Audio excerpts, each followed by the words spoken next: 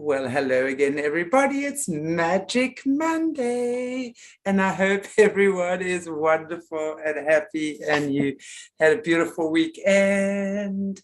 And we have with us again today, BRICE, and I know that you're not going to be here next week and for the rest of the week, so we're happy to have you for today.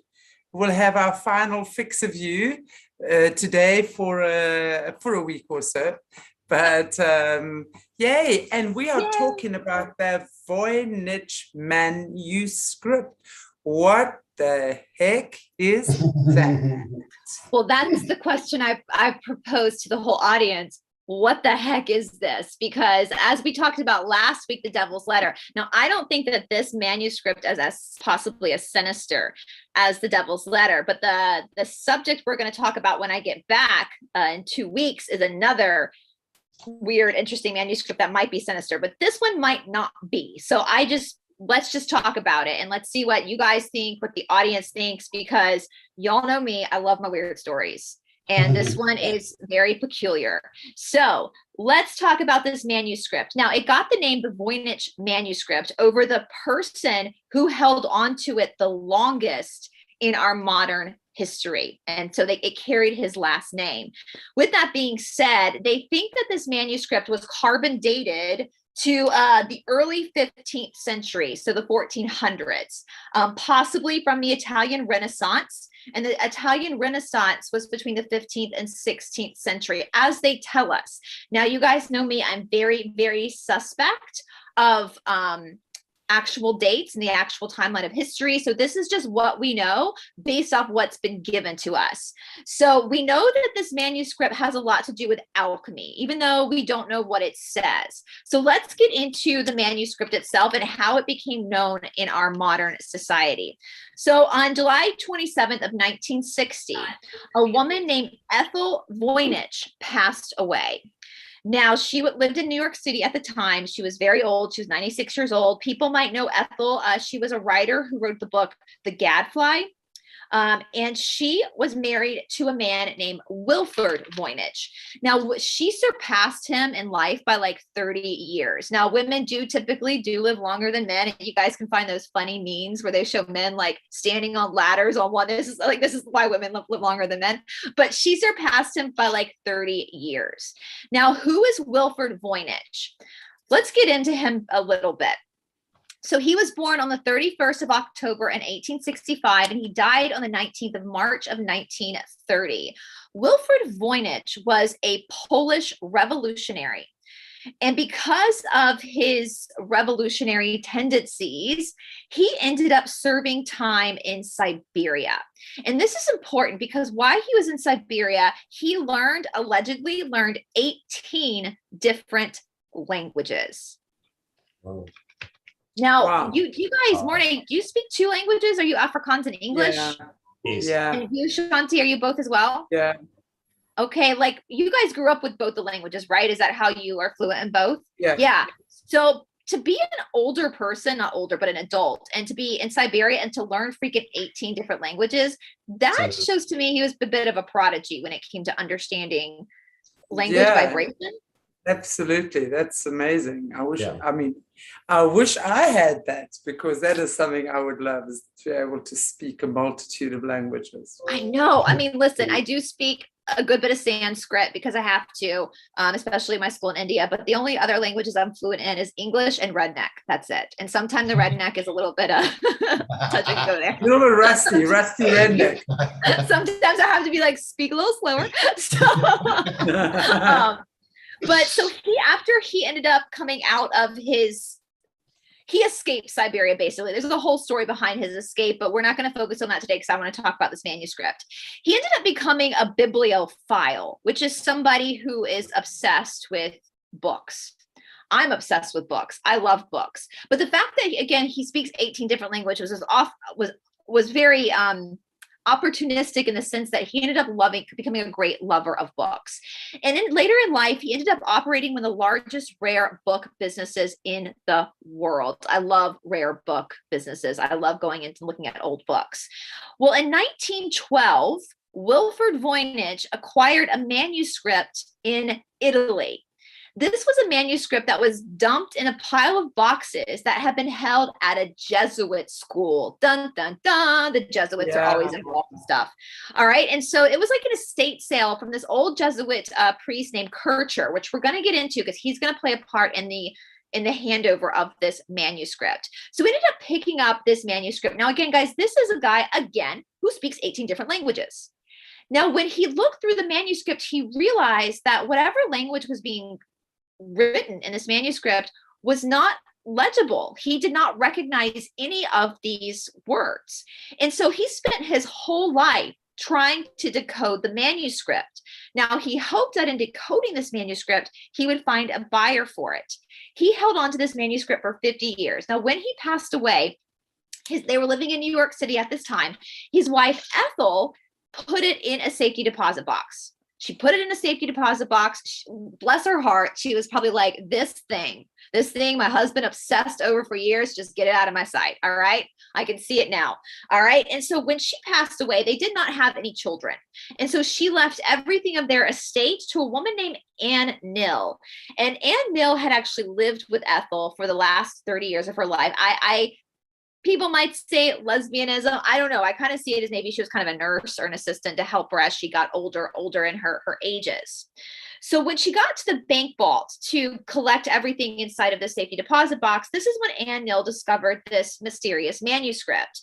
Now, there was a note inside of the manuscript. There was no title on this leather-bound book, and the note read, concerning the cipher manuscript, not to be opened until after my death, and then only by Anne Nill or one other responsible person in place of her. So I'm telling you guys, the way I see it, old Ethel was probably so done with this manuscript that she was like, don't even open this sucker until I'm dead because I'm over it. I'm over it.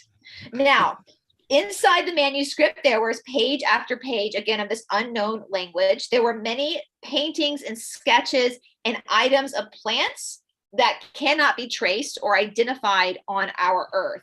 They use the colors red, green, yellow, and blue.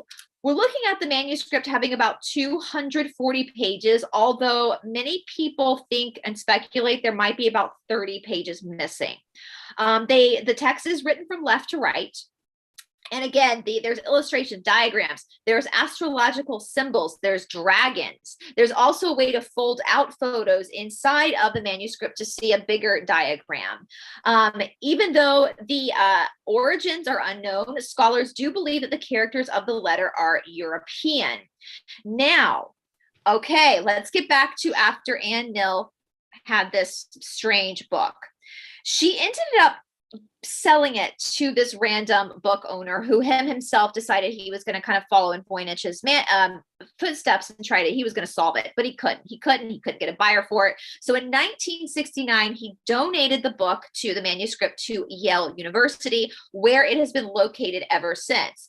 Now, 30 years later, around 1999, is when the internet came about.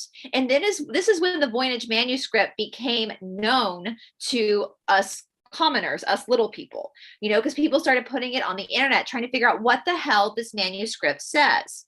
So many people thought they solved it. So you'll find articles, if you Google it, you'll find articles of all these people who think they've decoded this manuscript, but then there'll be another article debunking it. Like that can't possibly be the case. So at this point, it's still a huge mystery. Now, Morné, can we show the slide? I put together a little slide of the Voynich manuscript. The video one. Yes, so people can kind of see different pictures. Yeah, great. We can do that. Screen. It's beautiful, actually. I think the illustrations the writing is gorgeous too, regardless of.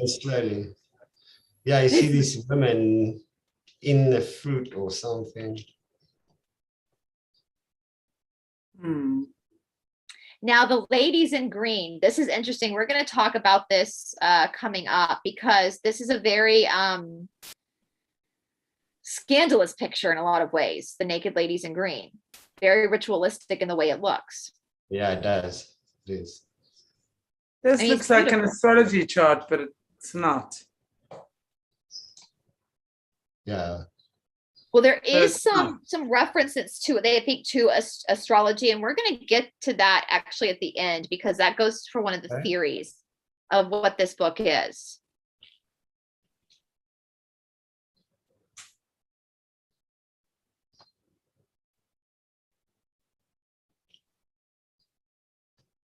Yeah.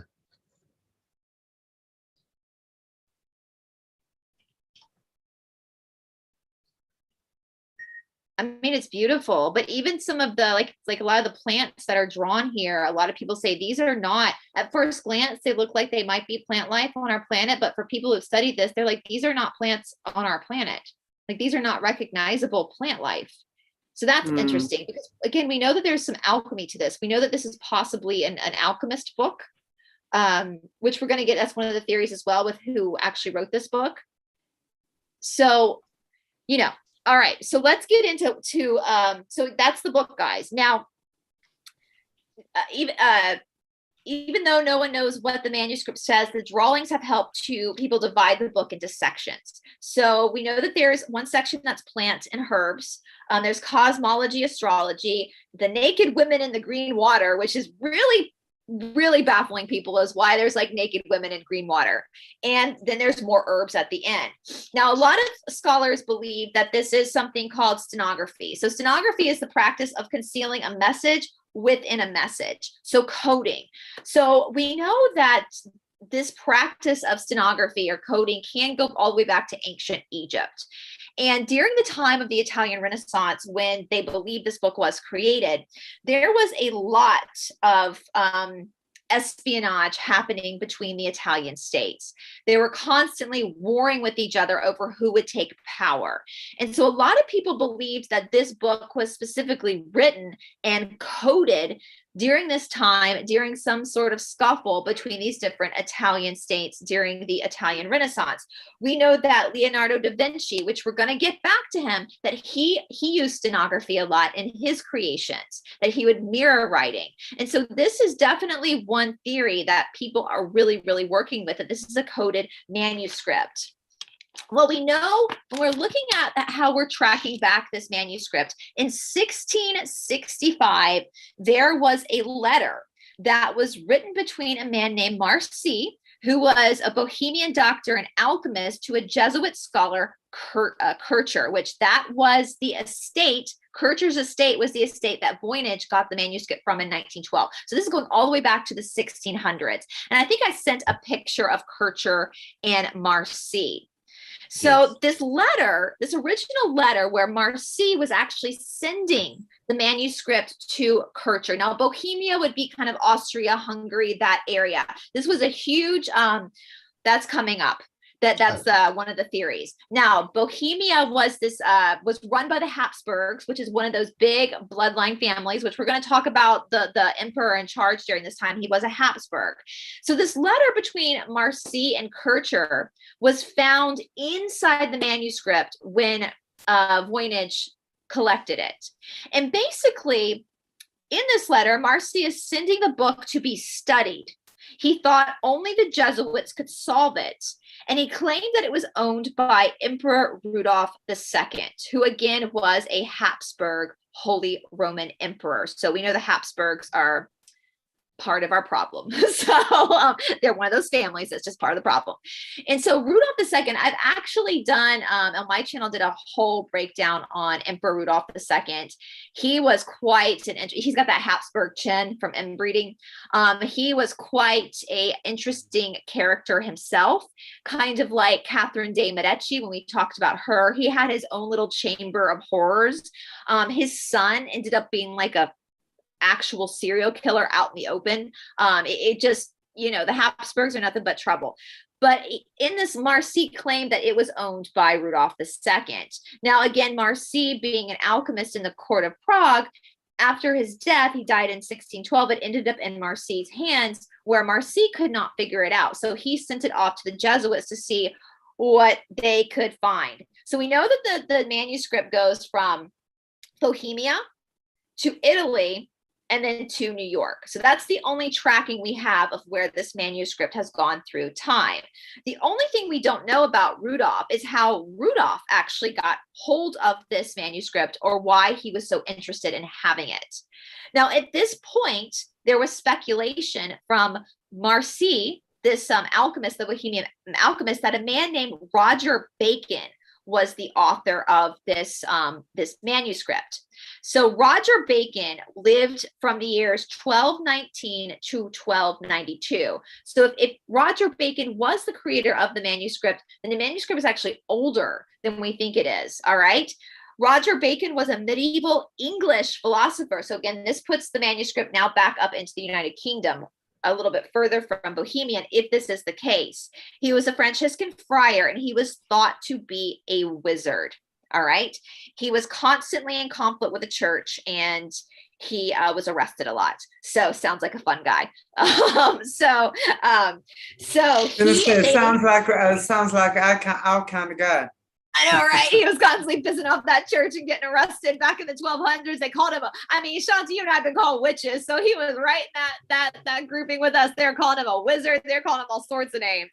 But he was an alchemist. And alchemy was actually kind of common in this time, because this was kind of the sciences of trying to figure out how things react, nature reacts to itself. And so Marci was under the impression that this guy, Roger Bacon, back in the 1200s, had written this book over different alchemy that he was discovering, but he coded it because the church was always on his tail. Granted, if you know there's a possibility of being burned at the stake or having your head chopped off, you probably want to code some things.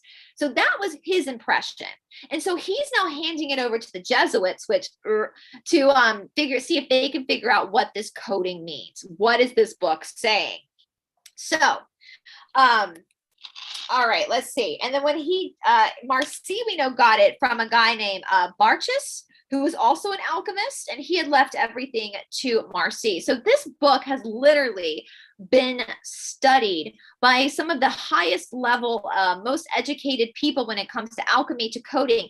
After Voynich took hold of this manuscript, he had decoders from World War II and World War I working on this book.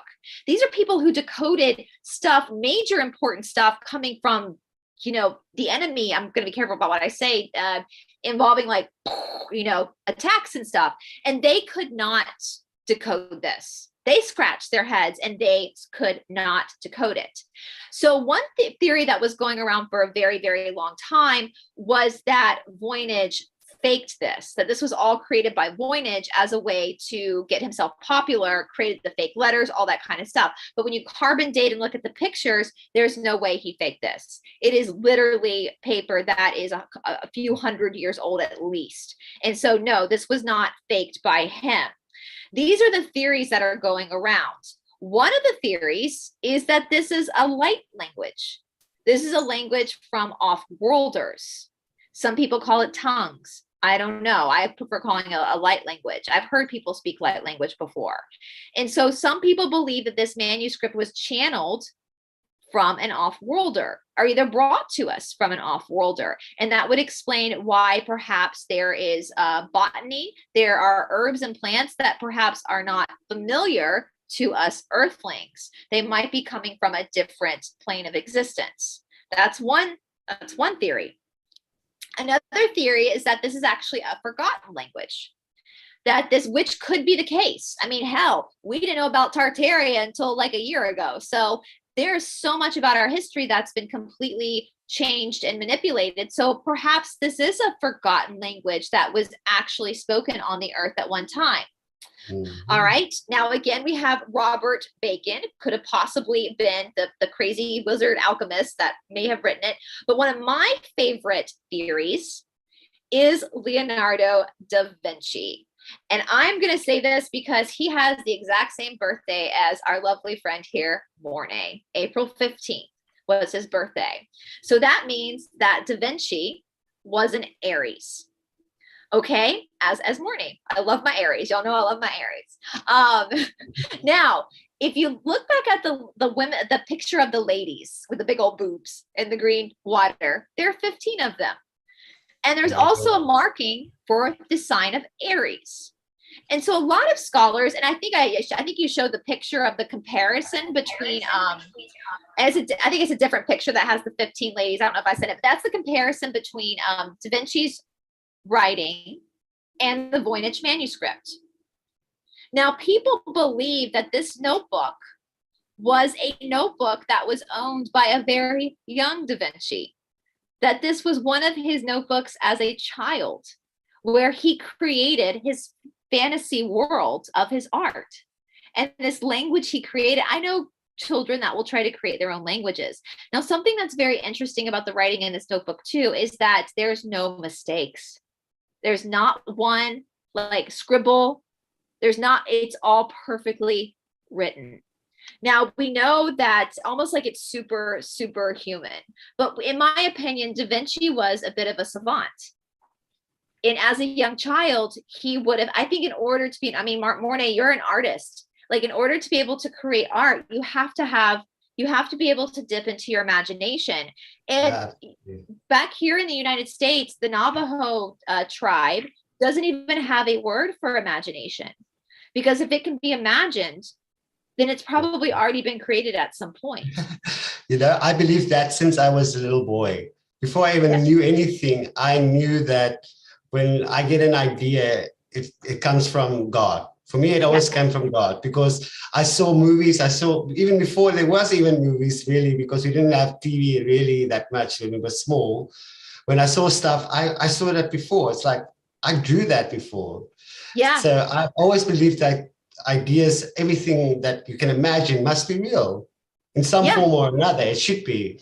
And the irony with Leonardo, if you look at my sketchbooks and stuff like that, it looks like this. It's full of diagrams, written stuff, formulas, sacred geometric patterns. It looks like precisely like, or not precisely, but I've got that same mind where words and pictures and symbols, they go together. It's for me like science, art, and for me, religion in that stage. They were like, for me, the same thing. It was combined. I couldn't believe how religious people and science people had this fight against each other, because as a young boy, I was like, but God and science, it's the same thing. Leonardo da Vinci was a scientist, and he was an artist, and he was this like savant mind. And you look at the notebook, and it does look like, if I showed you my notebook, it looks like a private notebook, and he's doodling stuff, and then he's writing stuff. And that's my favorite theory, is that this is Leonardo da Vinci's childhood diary. And maybe we're not meant to understand what it is, because it was his mind. It was his, and wouldn't you know, a little boy would draw a bunch of naked women with big boobs to mark his birthday. So that's my favorite theory. Now, it could have been that Da Vinci also, at that young age, could have been channeling from an off-worlder as well. So there could be kind of both. Two theories could be one. I'm not really of the opinion that it was Roger Bacon, because I really, the minute I stumbled upon the Da Vinci theory, and sorry guys, they're doing yard stuff outside, so if that's loud, I apologize. But when I stumbled upon the Da Vinci theory, I was like, that's it. That in my spidey senses, I was like, that's who did this notebook. It was Leonardo da Vinci when he was young. We look at his artwork as an adult. It's obviously, if you look at his sketches then versus what he sketched as an adult, there was obviously a maturity that happened. There was training that happened. But these doodles and the way he drew these diagrams, and even the way that he wrote the language down without any mistakes, it's beautifully written. That's an artist.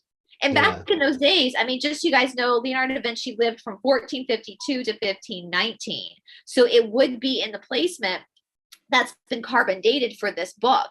The book was also, they could tell it was done with expensive parchment. And we know that Da Vinci did come from a pretty wealthy background. So it would have been something that his parents would have been able to afford him as a child to have a notebook like this. I guess that would have been like the Game Boy of the late 1400s. He was also trained in the cult stuff. He was trained with all the esoteric information. He knew all these things. They got all the training since little boys. It's possible. He's the person who did the painting. So everybody who's seen, the painting of Jesus, that's in a bunch of churches. That actually was taken from one of Da Vinci's paintings of Cesare Borgia, who was the Pope's illegitimate son. And so I always laugh when people have paintings of Jesus in their house. I'm like, oh, you got a painting of Cesare Borgia. Like, there's Cesare. He did that painting. He was the one that did that painting. And that's where all the pictures now you see of Jesus is taken from that Da Vinci painting. And so, yeah, it definitely, he did have the esoteric. Is he a bloodline? Was Da Vinci one of the bloodlines? Was he connected to, I don't know sure, if he was, but I also have this sense of feeling that he was like part of the system, but somehow he wanted the truth to come out. So he like hide stuff for like people maybe to see it. Yeah. I also have that feeling like, although he was part of it, he was like trying to like also not be part of it. But at that stage, he probably didn't have a choice. He had to do what has been kill told. or be killed, right? That's just my opinion. Yeah, I think there's a lot of people, we look at people like Jesse, like the whistleblowers and them putting their lives on the line to speak out. But before that, I think there were a lot of people that were born into these families that were trying to speak the truth. I mean, look at the devil's letter from last week. That could have possibly been her trying to reach out and scream the truth, but they didn't have the protection, or humanity didn't have the wherewithal that we have now to consciously understand what they were saying. And so maybe there is some sort of secret coding also in this manuscript from what he was going through as a young child. Now, the fact that Yale University still has it as their property is concerning to me, because Yale, that's the home of the Skull and Bones Club. That's not, it's kind of like the Smithsonian. It's not something that, so there it is at Yale's library. And the fact that, I understand that with a book this old, we have to be very, very careful with how it's handled, because we don't want it to fall apart. I get that. We need gloves on, we know that kind of stuff. But the fact that it's kept behind a case and you have to like literally apply to see this, again, it kind of bothers me, because this is something that possibly belongs to Da Vinci, but now it should be able to be looked at by anybody, because somebody might be able to translate it. If this is a channeled light language, I know 2 people in my life who speak a light language that could possibly make some sense of this. But then that's another theory for me. Do they know what it says and they're not telling us? Do they know exactly what it says and they're just not telling us? They're just going to leave it out there to kind of mock us, Keep us in mystery. And keep and hopefully, I'm hoping once everything flips and we get into the other side of this, which might take a while, but that all these old manuscripts and parchments that are being held by sinister groups will be able to move somewhere where they're protected and not held by sin. Like kind of like the missing books of the Bible that are under the. I'm actually shocked this book isn't under the Vatican. I'm actually shocked the Vatican didn't take hold of it. You know what? I believe once we go through this shift right now as a species and we get over this 3D war, and we just go beyond that to the 50, where we talk to animals and nature, suddenly we'll just click, and all these, we'll just look at the scripts and we'll understand the words, so to say. Yeah. But we'll have connection to the God's library. So by just sitting and meditating, you can go read a book on history on all timelines. So I think once we get to that point, we don't need Alexander's library anymore. We will be in that library. So wouldn't it be hysterical if library that was is in us? Yeah. Yep. Yeah, and wouldn't it be hysterical if that book is like a diary of a teenage girl she's like, dear diary, the boy sat next to me was like, and we've been like trying to figure out the alchemy, and it's like literally her talking about a crush. Like I would laugh so hard. And all these grown ass men for hundreds and hundreds of years had tried to decode it, and it was like literally some teenage girl being like, so this boy smiled at me today at the fruit stand. And yeah. So hard.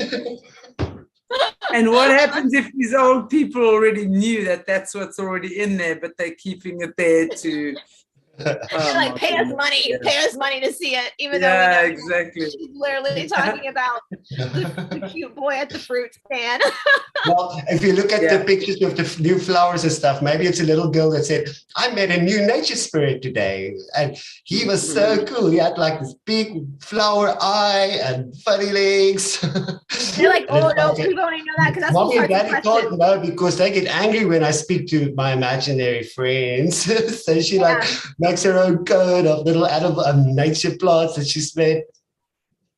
I would just laugh so hard if it turned out to be something that was like a telenovela for a 14-year-old or something, and we've like all these grown men scholars, like the scholars have been like trying to decode it. It literally, that would just tickle me if that's what it turned out being. I feel like that is hysterical.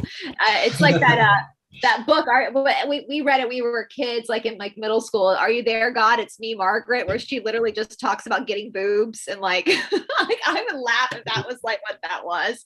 And all these like tough men have been like trying to decode it. But what do you guys think? What is your opinion on the Voynich manuscript?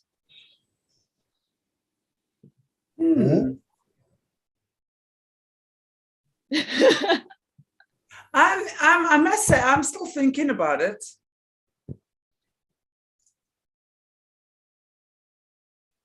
I need some time to think about this. That's one. I mean, I would definitely, but I hear what you say, and I like what you say about Da Vinci, and that it was very, very possibly, if not him, then someone like him. Do you know what I mean? And I agree with the idea that especially when I see the book itself, the pictures that were colored in and how he did it and painted it and stuff like that. It's very whimsical.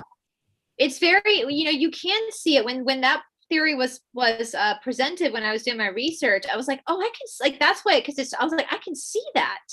Like, it's very whimsical, like a child, the purity of a child's imagination, the unfiltered creation that children can make within themselves. And you can see that. I'll ask you guys this. Do you think the book is sinister? Do you think there's a sinister element to it? No, not sinister. No, I don't feel that. For me, that doesn't feel that way at all. No, not at all. Same. What do you feel, right? Yeah, I think there's an innocence to it. There's definitely an innocence to it. Even if it was Roger Bacon or any other alchemist back in the day, I think, again, there was kind of an innocence to it because these alchemists were literally trying to figure things out for humanity. And even if it was Roger Bacon having to speak in code because the church hated him, I feel you, dude. Like, that's man after my own heart. Then he was trying to help other people. And so there's still an innocence to that. But again, I keep going back to between Roger Bacon and possibly Da Vinci or something, like I keep going back to the childlike. There's still something so beautiful about the pictures that are very childlike. That's very, for me, that was clear. Mm-hmm. And as you say, the childlike picture quality. Yeah, I don't feel there's anything sinister with that at all.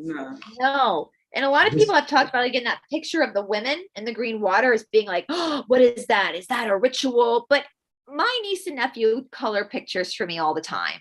And sometimes when they draw me, they color me with purple skin.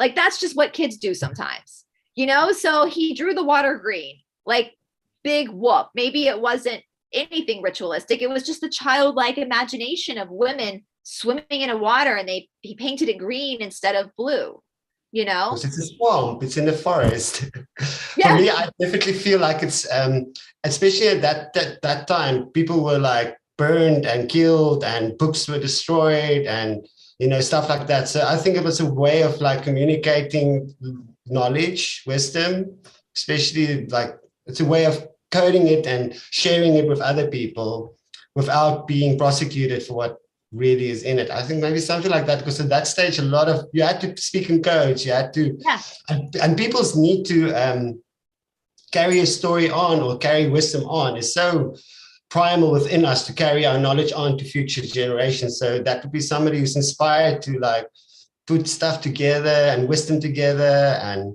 share that their story of wisdom. I feel like it was probably a channel type language. I was about to say that. Yeah. Through a young child. Yeah. So it would be maybe some, when you have young kids or something, they'll have their imaginary friends or whatever. So to me, it's almost that sort of thing. So it's that type of language or a communication that is understood between the author and whoever the author is connecting with. To me, that's what it feels like. Their own little imaginary world, their own secret little place that they would disappear off to in the afternoon in their mind when they didn't want to be disturbed by anyone or anything. That to me is what it feels like. Doesn't feel sinister. No. And we talked about this last week too with the Devil's Letter with Isabella Tomasi. Maybe too, for kids, if there is disassociation, if it was somebody like Da Vinci who was being raised in these families and that was a world that he escaped off to in his little notebook, if there was stressful things happening around him, that he was able to sneak off to this world. But I was thinking too, when you were talking about channeling, especially for how many children, there's so many children that have memories of like past lives, right? Yeah. And we know not all of our past lives are on this planet. So is it possible that a small child was channeling or remembering rather a language and a place with the plants that he had just come from? And that memory of home. Yeah, that sounds possible as well. So just like, the memories that this person was getting, the visions, the visuals. Yeah. Trying to bring that into the current reality. Yeah. Yeah, and I would feel like I feel more like it's part of the planet, but just all way back. Maybe the plants are even still there, or maybe they're like in other places, but it's almost like channeled from our Earth, but way in the back. Possibly from Agartha, even the universe beneath our feet, remembering what the possibilities are endless. Yeah. And now my question is, if these plants life that are and these herbs that are sketched in this book are not vegetation that's recognized by scholars as being from this planet, I wonder if there's somebody at Yale University or in the club that knows exactly what those plants are. And is it possibility that these are plants that actually are on our earth, but they're being hidden from us because they're potent and they're healing? Well, there's a reason why these dodgy ones will keep the stuff secret, and keep it away from our grimy little mitts. There's a reason they do that. So there's something about that manuscript that appeals to them. Mm-hmm. That's for sure. If it wasn't, I have a feeling because the manuscript in 1665, according to this letter, was sent to the Jesuits. And then it stayed with the Jesuits from 1665 to 1912. It's a long time. It got held with the Jesuits. So even my thinking was that an oops, that this man, Voynich, ended up at an estate sale finding this manuscript? Was it ever meant to be released to the public? Or are they trying to keep it hidden from the public? Because it stayed hidden from the public for years, for centuries before Voynich got his hands on it. And that's what opened up this Pandora's box of then it being given to Yale and it going on the internet. And now anybody can look it up and see it. So part of me is like, are they going, oh shit, oh shit, oh shit, oh shit, oh shit.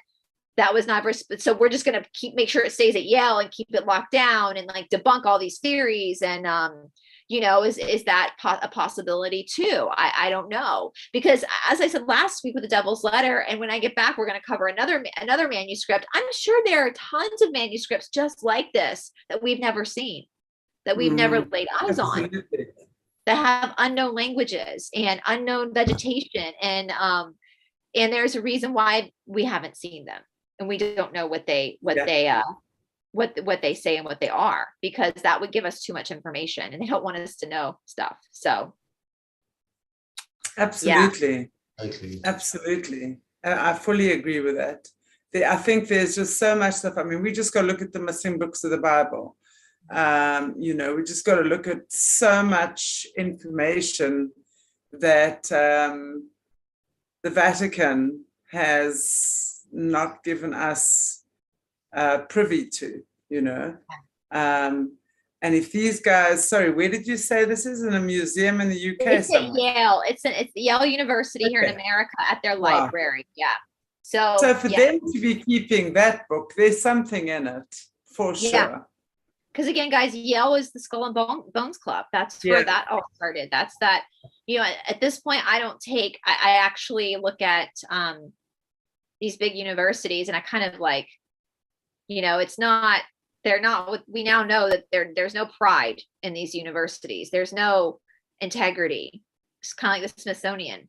There's no integrity there. Why are they, and I don't know. I mean, the story we're told is that after Ann Nill sold it to this one particular book donor, he donated it in 1969. That could be the story, but that could also not be the story.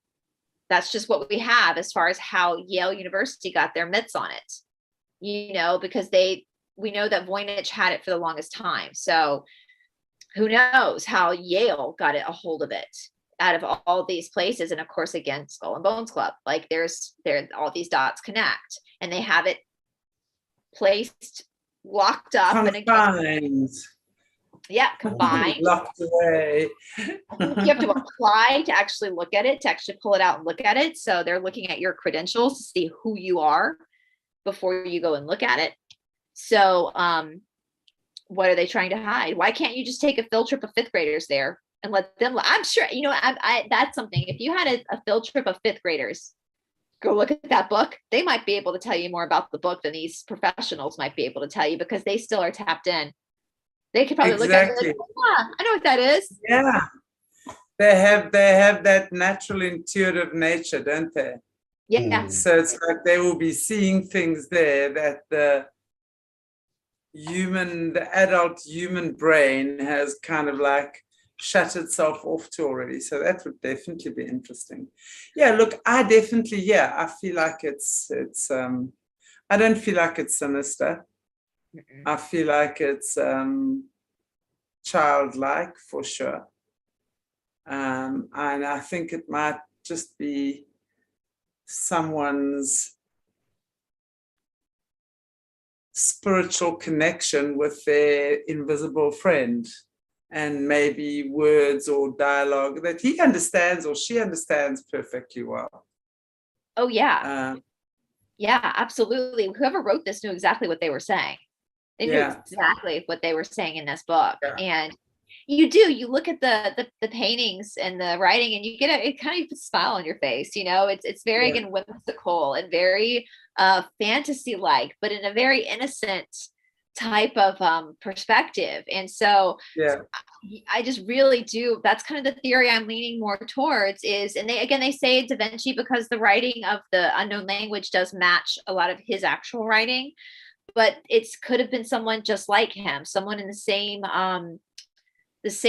social circle that was writing in this book. Because again, the book would have been expensive. It would not have been just a peasant. And of course, as far as learning how to write, that was only a certain group of people actually knew how to use. It's interesting. I saw, speaking of that, I saw this thing on Facebook that I thought was so fascinating. They showed a X-ray of a preschooler's hand, and beside it was an X-ray of like a 7-year-old's hand. So by a few years, and how the hand grows and changes, and the difference between the two, and the way a preschooler's hand is developed.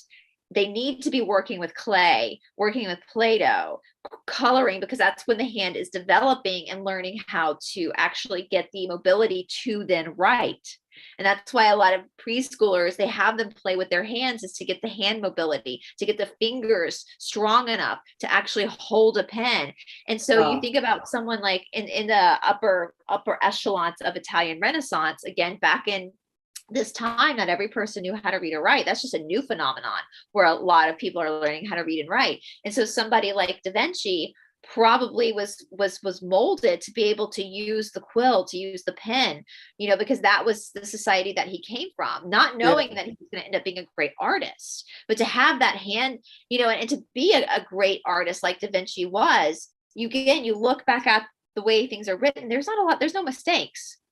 And the way Da Vinci was then as an adult able to have that eye-hand coordination and to be able to almost use the mechanics of the hand to pull out imagery from the brain. That is something that is a talent you're born with, but it's also something you've honed in on as an adult. So you could definitely see.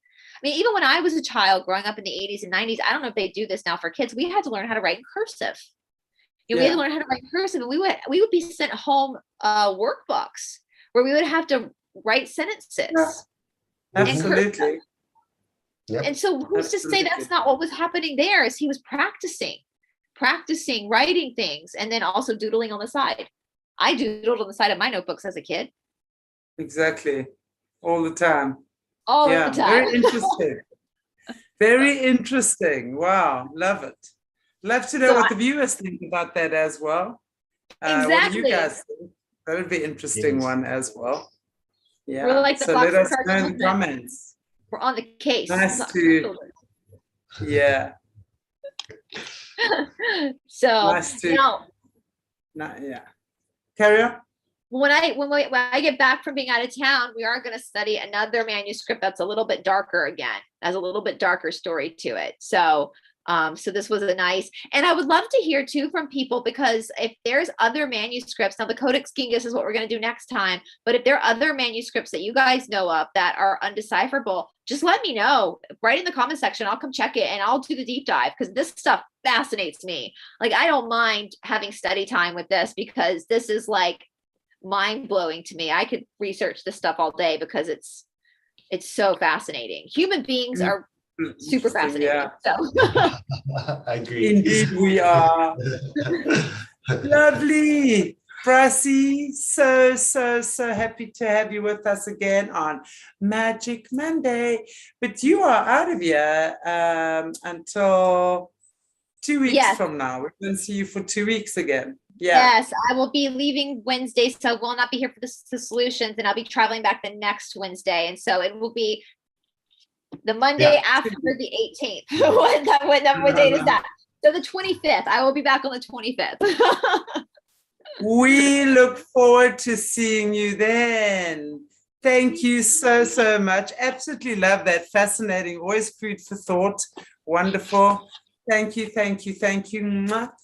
And guys, thank you so much for watching us. And I'd love to know what you guys think about this, and what are your comments? Is this deep and dodgy, or maybe cool and nice, just fun, light? Just a childlike, whimsical book. Exactly. Okay, guys, please give us a like, a share, and a subscribe if you haven't already. Find us on, what are we on now? This is Aquarius Rising Africa. So we're on Aquarius Rising Africa 2, as well as Solutions on Aquarius Rising Africa. So please just find us if you haven't already. God bless you all. Take good care and see you very, very soon.